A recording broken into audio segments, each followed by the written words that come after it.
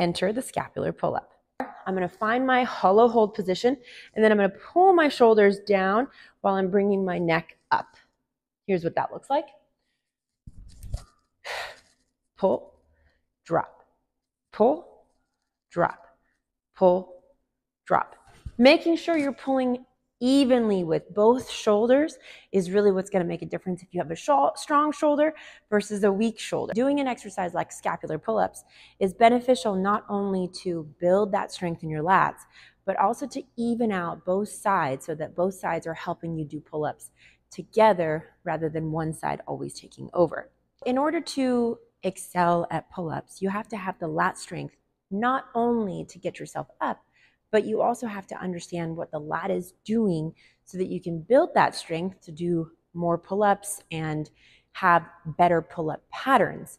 What I'm talking about is sometimes when you have a dominant arm, it tends to take over on the pull-up. To do the pull-up, first I would say start at the hollow hold. We did another video on this, and I think it's really important to have that hollow hold positioning down before you do anything on the pull-up bar. Let's say you've already done that. The second thing you want to focus on is how to get up onto the bar. Whether you are jumping up or stepping off of the bench, make sure you're safe first.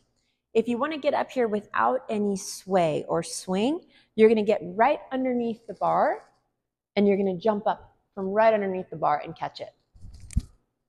Now I'm not swaying around. If I'm further back, I'm going to grab on and swing forward. That's not what I want. So step right underneath the bar, look up, jump, grip tight. You want your finger to go all the way around and your thumb to meet it. Being on the bar itself is going to take some time to get used to. So I would say the first thing you want to do is just get on the bar, use that grip strength to build strength to hang on the bar longer and longer.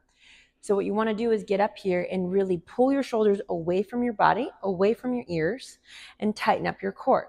You're going to pull your rib cage down and meet it with your pelvis. Here's what that looks like.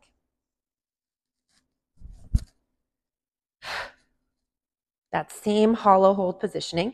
My legs come forward just a little bit. I'm going to drop back down. Now that you've built up your grip strength, how do we pull more without fatiguing your dominant side?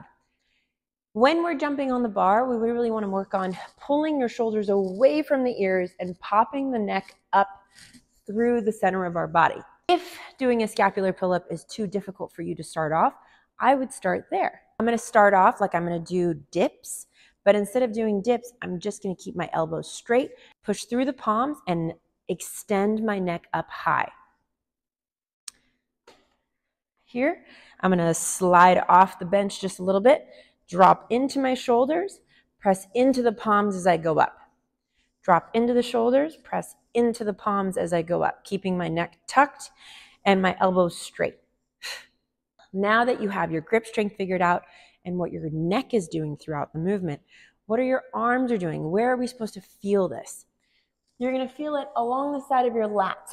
These are what shoulders need to move, especially if you have a desk job or if you're not really doing things up above your head on a day-to-day basis.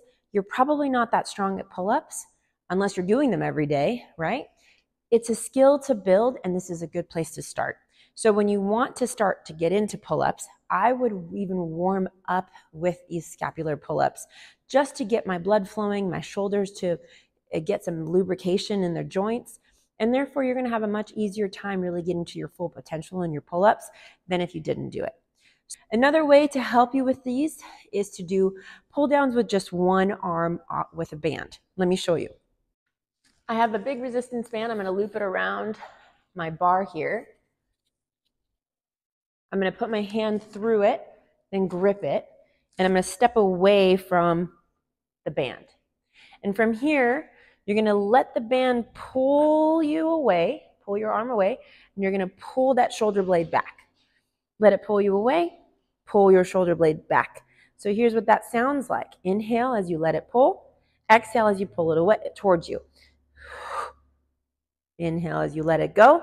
Exhale as you pull it towards you. That's another way to do a scapular pull-up, because you're just pulling and pushing and strengthening each one of your shoulders, so that when you get on top of a bar, then you'll have better luck getting up into your pull-up. Let's say you've been doing scapular pull-ups for a while and they're solid. They look good. You can do a bunch, use them for your warm-up and your cool down, and you really just want to work on pulling yourself up above the bar. Another, and maybe the next stage of scapular pull-ups, is to do the pull with some elbow bend. Here's what that looks like. Scapular pull-up, and I'm going to bend my elbows. Then I'm going to drop back down. Scapular pull-up, bend the elbows, drop back down. Maybe from there, you're going to start to really hold that position and increase from there. If you are having a hard time pulling yourself up, like most women do, I would focus on slowly lowering down from the pull-up position, as well as the scapular pull-up. Scapular pull-up works on the bottom of the pull-up to pull yourself up. Then there's this other part where you actually have to bend past the elbows and get past that position to get your chest and your neck over the bar. Now that I'm here, I'm going to jump up, hold myself here, find my hollow hold positioning, and then lower down nice and slow. Maybe add some scapular pull-ups at the bottom, and then again, I would jump up, lower down slow, add some scapular pull-ups. Pull-ups are tough, especially for women. Keep practicing, because that's the only way you're going to get better. Let me know how it goes.